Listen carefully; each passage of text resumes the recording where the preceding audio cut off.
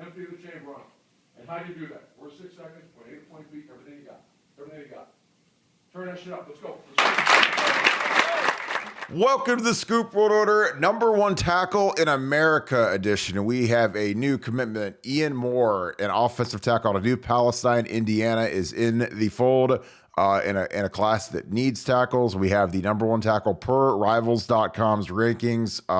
Big get for Justin Fry from his home state of Indiana. Super excited about this kid. We are going to break him down, talk a little bit about what he means to the class, and who else we could be going after. But as always, we are thankful and grateful for you guys. Thank you guys so much. Our site is growing. Our YouTube channel is growing. Leave us a like on this video if you enjoy the content. We're going to break down the newest member of the 2024 class for Ohio State. In the comments, tell me who does he remind you of? Is it a little bit of Taylor Decker? He's a longer, lankier kid, 6'6". Taylor was 6'8". There's some people say he's an interior guy. I think he could be tried out at tackle. He plays tackle in high school. So it's going to be real interesting to see if he has the foot speed to vertically set out on the edge. With that being said, bring in my good friend, Mr. Nevadabuck. Nevada, how are you today? Doing great. Anytime we land top offensive lineman, it's a really good day. And I love getting kids from the Midwest, and I love getting kids that are highly regarded and versatile. So this is a great day for Ohio State for sure. Yeah, it's interesting. I think that we should have a huge advantage recruiting tackles, given that we've put two into the NFL last year in Thayer and Nick Petit-Frere. They're both playing very well in the NFL. Nick has started every game for Tennessee. Thayer has gotten some starts for Las Vegas. I'm still getting used to Las Vegas Raiders. And then this year we have, a midseason All-American in Paris Johnson. We have a kid, Dewan, who's playing at an all Big Ten level. They easily could be the two all Big Ten tackles. I think that the kid from Northwestern will probably get the nod just because he has so much preseason hype. But Paris will likely be a top 10 pick. Dewan will probably go second or third round, depending on how he tests. So the tackle depth chart, if you're one of these guys like Samson Okunloa and some of these superstars out there, I don't know why you wouldn't want to walk into Ohio State and really have a legitimate chance to start, because it's not like that at every school. Nevada, what are your thoughts on the offensive line situation? This is as good of a room of tackles as we've had, the last 2-3 years. And you got to remember, Max Ray transferred to Colorado. He unfortunately suffered an injury and had to take a medical, ending his career.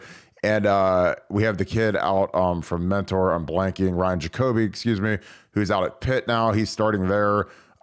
That's really a tremendous run at tackle. What are your thoughts on the offensive tackle position, the offensive line room, and the recruiting efforts thus far? Well, I'm probably in the minority, but I'm not as concerned about the offensive line depth as some people are, as a lot of people are. I think you've got a lot of guys that are just waiting for their chance. I think that the line depth is basically unproven because they just haven't had a chance to play. And I think guys like a guy like Donovan Jackson could slip out there to tackle easily. You've got Enoch, you've got Josh Fryer, you've got Fitzpatrick. I mean, you've got a lot of guys that can step in and play. And I'm not as concerned. Now, having said that, getting a 2024 recruit like this, having a guy that Justin Fry went in this early on, and I know for a fact that Ohio State is very, very excited about this particular commitment. I know that some of the recruiting services have him rated as an interior guy. Rivals has him as the number one offensive tackle in the country. I'm not quite sure I'm there yet with him, but he's a really, really good pickup. Really, really high character kid, versatile kid. And just like I said, great day for Ohio State, and just nice to kind of add some more depth into an offensive line room. We probably won't see him, the benefits of him being there for 2, 3, 4 years, but definitely adds another log into the fire, and that's always a good thing. Yeah, and I think that for the most part, tackle depth, and everyone says, oh, you got to have your second and third team tackles. Like, that's all an illusion at this point in college football with the transfer portal. Your depth can walk out the door at any given time, especially if it's a guy that maybe hasn't gotten a chance, a guy who's a third-year guy that you generally count on. If he gets passed by a sophomore, you never know. Like, I think Donnie Jackson, in all likelihood, will be our left tackle next year, unless something changes dramatically. He'll be our best returning guy, provided Luke comes back. And you got to put your best guy out at left tackle if you can. So here he is. We got a little bit of this is from this year. There's one game up that you can watch. Again, He's playing right tackle, which again, I'm not as big of a guy who's like, oh, why isn't he playing left tackle? Isn't the best guy supposed to be at left tackle? It really depends on the offense. Who's the other kid? The other kid might be a year older. He might be a guy who started at left tackle a few years. I'm not sure. He looks like he's a pretty decent sized kid. I mean, the left tackle looks as big as the right tackle. The right tackle is going to Ohio State. Not sure where the left tackle is going, but this isn't big time ball. This is Indiana football. This isn't Georgia. This isn't Florida. This isn't Texas. So, the level of competition, I mean, that guy, it's a Mark Pantone. He's a little tiny guy out there running around. And, you can only block whoever they put against you. But this is a nice set. Again, this isn't, he'll never see a guy that is this small in the Big Ten. But Nevada, your initial, the size is obviously there. Your initial reactions, first couple of plays. Well, I mean, he looks like he's got good bend. He looks like he goes with good technique, and he finishes. And those are the kind of things that I look for now. I mean, again, my opinion on a offensive lineman is worth about a 2 on a scale of 100. You, as a former All-American, 4-year starter at Ohio State, I'm sure you see different things. But that's what I'm looking for. He certainly checks all those boxes, and would like to throw that back at you. What do you see? What do you like? What don't you like? Well, I think that he's got a lot of upside. I don't think. I mean, physically, he squatted. He actually posted the videos of his lifting, which is kind of great. He's a 540 squatter, which is pretty good. Hang clean was around 240, and his bench was, I think, 340. So I mean, that is pretty close to about where I was. Now I weighed 250 when I was his age. He's 290. I squatted 585. I benched 355, and my hand clean was 285. So, he's not as wiry as I was, but I think he's got a lot of upside. It's just notable that a kid like this, he likes to work. I mean, you got to put in the work if you're going to be a 550 squatter, 340 bencher. He's got long arms. I don't know if he's 6'5", 6'6". That's the thing that, if people are saying he's an interior guy, they probably think he's closer to 6'5" than 6'6". He's listed as 6'6" on Rivals. And again, it's hard to judge this because you can only go against the guys you go against, but that guy, obviously he's not a Big Ten DN, but there's nothing you can do about it. You can only play who's on the schedule. And, this team seems to be pretty balanced in terms of run and pass. So you get to see him do both. A good finish there. I mean, again, he overpowers the kid because he's not a real big kid, but, I don't know who I would say he reminds me of. I'm trying to figure that out. But I think he's an upside kid. I know Justin Fry is really big on he wants smart players. He knows that you recruit your own problems sometimes when you recruit. If you take a dumb guy or a guy that can't learn the book, and this kid I know is real sharp. Justin likes him, which means more than me and you combined, but. I really think that he's a high upside guy, and you got to keep finding these taller, lankier tackle bodies. And frankly, there's not as many. When you look at that Rivals top 5 list, number 2 is Cam Pringle, who's a kid who we're really, really high on. He's got a good shot at getting him. He's 6'7". He's out of South Carolina. A kid named Daniel Calhoun's out of Georgia. DeAndre Carter's out of California. Matter Day, and a kid named Gumbry Lambert who's from Maryland. So. There's not a lot of kids like this in the Midwest. There's fewer than I think there have been. But he looks like an Ohio kid. I mean, he's from Indiana, but I mean, he kind of looks like that Ohio 4-star-ish type guy, and there's nothing wrong with that. I mean, literally, Rivals doesn't have a single 5-star tackle ranked this year, so he's number 1 as a 4-star, which doesn't happen very often. But yeah, I like him, and again, I think that Justin. Like a lot of these coaches, I think you have to start taking more guys than you think you can fit in the class because there's going to be guys that transfer out. I mean, we lost, almost a dozen guys last year in the portal. So, it's going to happen again this year, I'm sure, because there's some guys that want to play somewhere. And there's nothing wrong with that because honestly, I would have, if I didn't play, I wasn't going to stay because everybody wants to play. Everybody wants to go to the league. And it's fun to wear the jersey and stuff, but you want to get out there and actually, show your ability.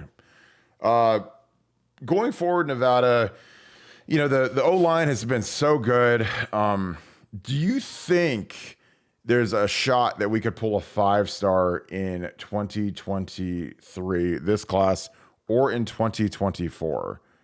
I don't see it. I don't know. I mean, I know that we had that incredible run where we were pulling 5-stars every year, which has never happened in the history of Ohio State on the offensive line. But do you think there's a chance at it? Well, I think there's a chance. I mean, again, people want to say what they want about Stud, but he pulled 5 stars, and for whomever pulled 5 stars in 5 straight recruiting cycles. And there's just not a lot of those kids out there. For me, I've never been that hung up on that stuff. I think it's kind of an interesting metric. It's actually surprised me a little bit at how well that has panned out to compared to success. Those guys have been successful. It's just because there's so few of them. There's so few 5 stars out there on the offensive line, and you've got the very few kids to choose from on that. I think as long as Fry's getting his guys and coaching them up, we're going to be just fine. And like you said, you look at that list there from the rivals list. This is the top kid in the Midwest. There's not many kids in the Midwest. I mean, Ohio football's down, and like that's just one of the things that as an Ohio State fan we have to embrace, that Ohio State football, Ohio State high school football is probably about as low an ebb as I've ever seen it in my lifetime. Yeah. And I'm not sure that's going to get better. And that's one of the inherent advantages that Ohio State's had for a long time, has been that homegrown recruiting base. Now it's a good thing that we're a national brand because we can grab kids from anywhere. But recruiting's always been primarily a local business, and right now business is not good in the Ohio high school market, and you're as a result you're seeing less and less, Ohio, all players, but certainly Ohio linemen, and that's a little bit concerning for the future. But it is something we're going to have to change and adapt to. Yeah, for me, it's plainly obvious when you look at just the raw numbers and you see how few Division I football players are coming out of Ohio high school and how that number's plummeted over the last 5-10 years. Last year was the fewest in the last 30 years. So, that's not, a magic trick. I think that there's just better players, in the South. I don't think anyone would argue that. You look at the powerhouses, Georgia, Bama, Florida, Clemson, that region has grown. Georgia football is the pinnacle of high school football at this point. Fantastic players, fantastic coaching.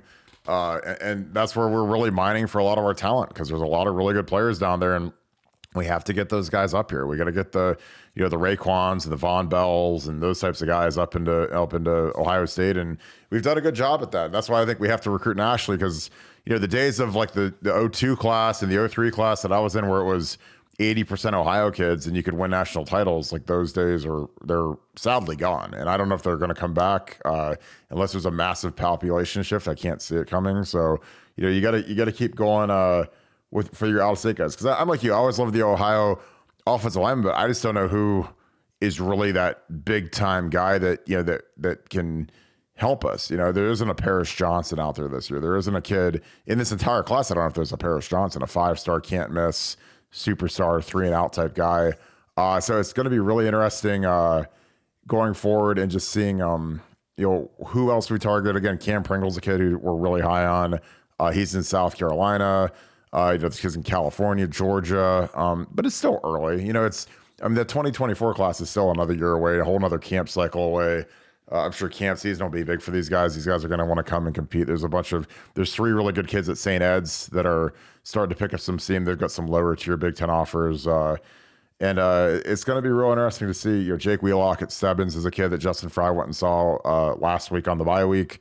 He could have gone to any high school in the entire country, and he went and saw, Jake Wheelock at Stebbins. He could have gone anywhere in Ohio, and that was where he showed up to. So then he went over to Luke Montgomery's game. So it's going to be interesting. So to lock this thing down, Nevada, we got a tackle in the fold. Joins Dylan Raiola and a couple other guys. How many offensive linemen would you optimally take in this recruiting class if you were Justin Fry? Well, I think given the realities of the portal and what you said, about the realities of the ease of transfer, I think you got to take 4. And, as for fixing, I want to go back to an earlier topic, as for fixing Ohio football, because you're not going to experience a big demographic shift. There's not going to be a big movement of people that are in Ohio. But, and I know my suggestion here is probably not going to be novel or met with, I think there's some inherent problems with it. But you got to have spring football. I mean, you look at all these areas where the growth of high school football is, they play spring football. We don't play spring football for a lot of reasons. I understand the reasons. I understand the issues with that. But until they change that rule, until they embrace that 7-on-7 spring football concept and practicing out there year round, we're going to keep falling farther and farther behind. And I think it's something that Ohio has got to address at some point. And I know a lot of people don't want to hear that, but that's just the facts. And until we change that, things are just going to continue to slide. Oh, of course. Yeah. That's a whole extra 2 weeks of development that everywhere else in the country gets and we don't get.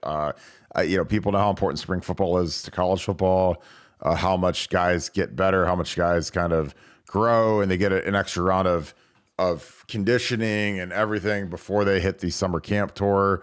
I think it's really detrimental to Ohio that there is not spring football. Even if it's you don't even have to be in pads. In Division III, there's spring football. They don't even put pads on. So they get to run around, catch the ball, learn the assignments, block, hit the sled. You can get a lot done without pads. I mean, they don't wear pads all summer in the NFL, and you get a lot of work done. You get the whole playbook installed. And then by the time you put the pads on for fall camp, it's go time, ready to rock. So, but no, this was good. I think that this kid is he's going to be an interesting guy to watch, and he's the #1 tackle in the country. To wrap this thing up real quick, I think that we Justin Fry is going to do some work on this path. We have to keep grinding and getting some more of these big names in the fold. I really think we have to go after the guys in the portal. The portal is going to be huge this offseason. Alabama's left tackle is a kid that started at Vanderbilt. You go after those smaller school type guys and see if they want to come and play with the big dogs. So it's going to be interesting. Again, I think that Justin is a fantastic recruiter, and he's just got to go keep pouring it on, because it's tough when you're in the Midwest. These big guys do not like to leave home very often. So, a lot of these kids that are really good, that are from Georgia, they're going to end up at Georgia, or they're going to end up, Auburn, Alabama, Florida. These big guys do not come north very often, and it's a lot of work to get them up here. Thankfully Ian's from Indiana, so obviously that's kind of a no-brainer to beat Notre Dame. That helps. But, comment, who does he remind you of, or, the film, maybe a light version of Taylor Decker. I see some of it. I think Taylor was more athletic. Taylor was a really good basketball player as well. But it's going to be interesting to see. Taylor's a little bit taller too. Taylor was a 6'8" guy, so it's going to be interesting to see how this kid develops over the next year. I think Ian Moore has a bright future at Ohio State. So if you enjoyed this video, leave us a like, click subscribe. We appreciate you guys as always. If you haven't joined BuckeyeScoop.com, the season is cranking up. It is go time. We appreciate you guys as always. Our membership site is crazy. We have so much fun on there. The message board is always rowdy. We got Thursday Night Football tonight, so we will be on there big time. So appreciate you guys as always. I hope you guys have a great rest of your day. Thank you, Buckeye Nation. Thank you, Scoop family. Go Bucks.